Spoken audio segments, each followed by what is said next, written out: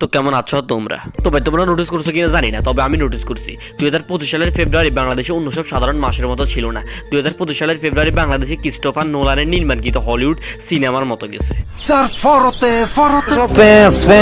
মানে ভাই তোমরা দেখো না, 2025 সালের ফেব্রুয়ারি এই এক মাসে বাংলাদেশে কি না হয়েছে, কি না ঘটছে। এই ফেব্রুয়ারি শুরু হয়েছিল বিপিএল এর মানে বাংলাদেশ বিনোদন প্রিমিয়ার লিগ দিয়ে,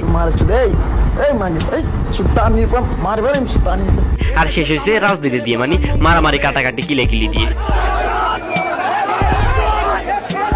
আর মাঝখানে কি না ছিল?